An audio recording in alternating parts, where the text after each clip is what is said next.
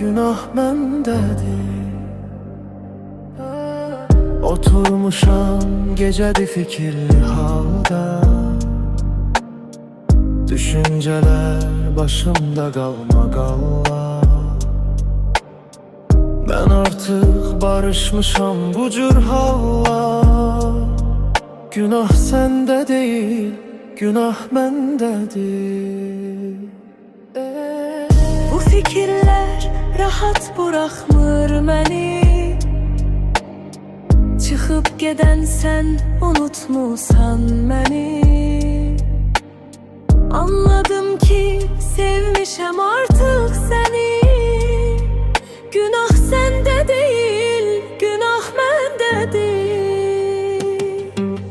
Mən səni sevdim neçə il, axı bu məndən aslı değil.